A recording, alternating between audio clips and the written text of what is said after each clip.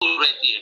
इसी प्रकार से जिसको उस व्यक्ति को जिसको इस प्रकार की प्रॉब्लम है या कॉन्स्टिपेशन है, तो वो बार-बार बीमार होता है और उसका जो रेजिस्टेंस पावर है वो भी वीक होता है। ये गट सिस्टम में भी, गट हेल्थ में भी बताया गया था। अब यहाँ पर इसलिए हमको क्या करना है कि जो फैटी फूड्स है, फ्राइड फूड्स है, ये सारी चीजों को कम से कम हमको ग्रहण करना चाहिए। उसकी जो कॉन्स्टिपेशन है उसकी एनर्जी बहुत लो हो जाती है और विटेलिटी और जो है वो भी लॉस होता है। बैक पेन शुरू हो जाता है, पेन जो है लीवर में और गाल ब्लैडर में शुरू हो जाता है। स्लीप टाइम उसका बराबर नहीं हो पाता, यानी नींद प्रॉपर नहीं होती है। स्किन के प्रॉब्लम आते हैं, रैशेस आते हैं, बाई से पिंपल्स है। ये सारी चीजों की जो मुख्य जड़ होती है दोस्तों, वो है आपका डाइजेस्टिव सिस्टम। अब इसके डिसऑर्डर होने से बहुत सारे प्रॉब्लम्स आते हैं।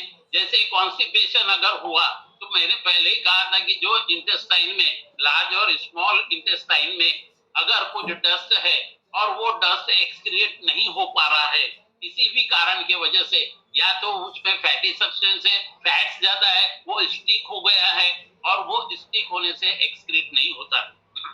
और जब वो स्टिक होके एक्सक्रीट नहीं होता तो ये सारे जो प्रॉब्लम स्टोर हो के एक जगह हमको, हमारे को टॉक्सिन्स क्रिएट करते हैं और हम यानी ताकत लगानी पड़ती है अपने स्कूल को पास करने के लिए।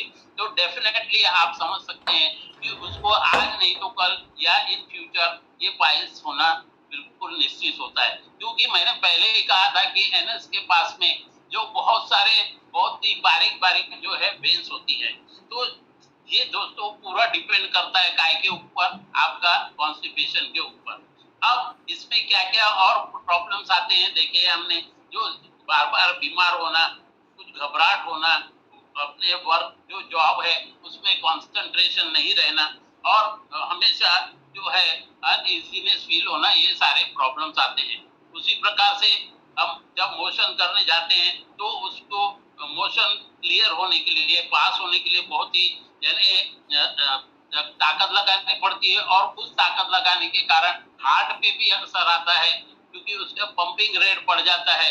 उसी प्रकार से जब स्कूल पास करते हैं तो वो प्रॉपर पास नहीं होता, बहुत ही कम रहता है, लम्सी रहता है, ड्राई रहता है या हार्ड स्कूल रहते हैं। तो ये कॉन्स्टिपेशन की निशानी होती है। तो दोस्तों इनका जो इलाज है, तो इसका मतलब क्या है, हमारा जो प्रमुख भूमिका जो निभा रही है, वो प्रमुख भूमिका कौन निभा रही है, हमारा लार्ज इंटेस्टाइन और स्मॉल इंटेस्टाइन। अब हमने हमारे शरीर को क्लीन रखने के लिए तो हमने शावर लिया, प्रतिदिन नहाते हैं, प्रतिदिन अच्छा अच्छा साबुन लगाते हैं और अपने आउटर शरीर को जो है एकदम क्लीन करते हैं। लेकिन व्हाट अबाउट ये इंटेस्टाइन जो है लार्ज और स्मॉल, इसको ऑपरेट करके बाहर निकाल के मस्त साबुन से धो धा करके वापस रखना इम्पॉसिबल है। तो इसके लिए हम यहाँ पर देखते हैं कि कई जो फूड्स होते हैं उनको अवॉइड करना, यानी कुछ सावधानी लेने से हमारे जो लाइफस्टाइल अगर कुछ चेंज करने से यहाँ कुछ हद तक हम इन कॉन्स्टिपेशन से निजात हो सकते हैं। जैसे क्या होता है कि हमारे जो फैटी फूड्स है उसको कम से कम कीजिए, फिजी जो ड्रिंक्स है, जो कोल्ड ड्रिंक्स वगैरह होते हैं उसको कम कीजिए और कुछ भी जैसे वाटर पीना है या आप जो एवरेज पीना है, चाय और कॉफी की तो बात नहीं करूंगा और भी कोई भी बेवरेजेस की बातें नहीं करूंगा क्योंकि वो हमारे शरीर के लिए हानिकारक है। तो जो चीज भी हम खा रहे हैं या पी रहे हैं उसको स्लोली स्लोली हमको खाना चाहिए या पीना चाहिए। स्मोकिंग अगर करते हैं तो उसको आपको बंद करना चाहिए और उसी प्रकार से जो च्युइंगम्स वगैरह रहते हैं उस चीजों को नहीं। एक्सरसाइज करना है हमको, 20% एक्सरसाइज जो बताया, 80% न्यूट्रिशन, इसको फॉलो करना है। और ऐसे कई चीजें जो फूड में रहते हैं, कई चीजों को हम जानते हैं कि ये चीज नहीं खाना चाहिए क्योंकि इससे हमारा स्टूल जो है जो हार्ड हो जाएगा या गैस्ट्रिक का प्रॉब्लम्स आएगा। ये सारी चीजें जो है प्रॉब्लमेटिक होते हैं। या जो व्यक्ति मैक्सिमम दवाइयों का सेवन कर रहा है और जो व्यक्ति फ्रोजन फूड्स जो है, यानी कि जो फ्रीज के फूड्स है या फ्रोजन स्टोर्ड फूड्स है उसको डायरेक्ट खा रहा है, तो ये सारे प्रॉब्लम्स जो है ये हमारे लार्ज और स्मॉल इंटेस्टाइन या हमारे गट सिस्टम को जो है ब्रेक करता है। उसी प्रकार से हमारी प्रॉपर जो है नींद होना चाहिए, और हमारा जो जो अगर खाने का ढंग और खाने का समय अगर निश्चित नहीं होगा तो डेफिनेटली ये प्रॉब्लम्स आएंगे। खास करके यहाँ पर मेरे ऐसे सही सहपाठी लोग भाइयों बहनों को ये बताना चाहूंगा कि जो भी आप खा रहे हैं, पौष्टिक पदार्थ जो भी खा रहे हैं या जो भी पदार्थ खा रहे हैं, उसका एक नियमित समय होना चाहिए। यहाँ पर कई चीजें यहाँ पे बने हैं, देखिए दिखने में बड़े अट्रैक्टिव है और स्वाद में भी बहुत ही अच्छे लगते हैं ये, लेकिन कितने हमारे शरीर के लिए उपयोगी है, कितने हानिकारक है, ये जानना आपके लिए आवश्यक है। यहाँ पर सीवियर कॉन्स्टिपेशन जो है तो स्टूल के प्रकार बताए गए हैं। जब मल त्याग करते हैं और सीवियर अगर कॉन्स्टिपेशन हुआ तो ये क्या होता है, हार्ट जो है जो यहाँ पे ब्रेक डाउन करके दिखाया गया है वैसे स्टूल्स निकलते हैं।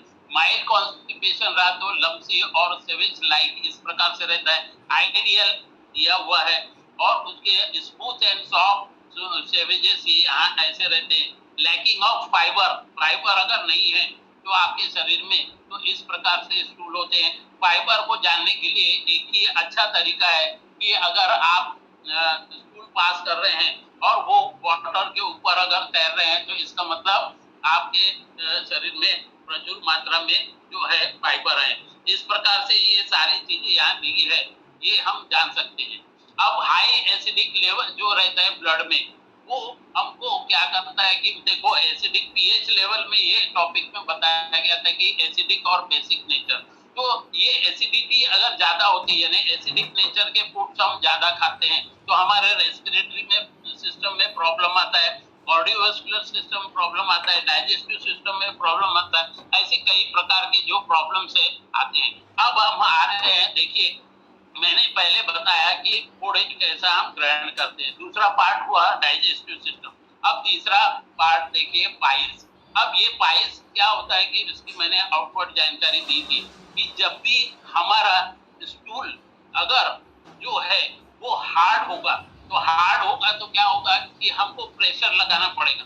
प्रेशर लगाने के बाद भी क्या होगा कि जो हमारे एनएस के पास में बारीक बारीक जो नसें हैं वो कुछ हद तक छिल सकती है या कुछ हद तक वो स्वेल हो सकती है या हमको हार्ट पे भी प्रॉब्लम आ सकता है। तो इसका मतलब क्या हुआ कि ये जो अगर वो वेंस बाहर निकाल जाती है, अंगूर के गुच्छे जैसे अगर रहती है, टच होने से हमको महसूस होता है, तो उसी चीज को कहते हैं हम पाइल्स या हेमोरॉइड्स भी उसको कहा जाता है। तो इसका सारा जो प्रॉब्लम है वो पूरा प्रॉब्लम हमारा कॉन्स्टिपेशन से रहता है। अगर आपका स्टूल हार्ड होगा तो डेफिनेटली आपको ये प्रॉब्लम आने के 99% चांसेस है। तो जब कॉन्स्टिपेशन अगर आने का कारण होता है कि जो हमारा ड्रिंक है, कार्बोनेटेड ड्रिंक्स अगर लेते हैं, जो फैटी फूड्स लेते हैं, रिफाइंड ग्रेन्स लेते हैं, फ्राइड फूड्स लेते हैं, और हम जो जो नॉन वेजिटेरियन है वो हाई डोसेज ऑफ मीट अगर खा रहे हैं, बहुत स्वादिष्ट है तो खाते जा रहे हैं, लेकिन मैंने बताया था कि डाइजेस्ट उसको होने के लिए कितना समय लगता, वो डाइजेस्ट होने के पहले ही हम और कुछ ग्रहण करते जाते हैं। कुछ डेयरी प्रोडक्ट है, अल्कोहल है, और हम अगर खाना खाते खाते अगर पानी पीते हैं तो उसके बारे में भी मैंने बताया था कि खाना खाने के आधे घंटे पहले पानी पीना चाहिए और खाना खाने के आधे घंटे 1 घंटे के बाद में पानी पीना चाहिए, क्योंकि हमारे शरीर में जो जठराग्नि रहती है वो इस पाचन क्रिया को सक्रिय बनाने के लिए उसको टाइम लगता है। और जो अगर हम हाई स्पाइसी फूड भी खाते हैं और अगर हमारा खाने का टाइम, पानी या बेवरेजेस पीने का टाइम जो अलग अलग होता है, फ्लक्चुएट होता है, तो ये भी एक मुख्य कारण है। खासकर बहुत सारे यहाँ पर हमारे दोस्त हैं जिनको यह बताना चाहूंगा कि एक प्रॉपर टाइम आप जो है वो मेंटेन कीजिए। जब कौन सा सुबह का खाना हमको कितने बजे खाना है, शाम का खाना हमको कितने बजे खाना है, ये प्रॉपर टाइमिंग होना, और प्रचुर मात्रा में आपको पानी पीना है। अब यहाँ पर देखिए कुछ पाइल्स के जो है वो स्टेजेस बताई, जैसे रेक्टम है, एनस है, एनल कुशन है या कुशन रहता है, और उसमें जो फर्स्ट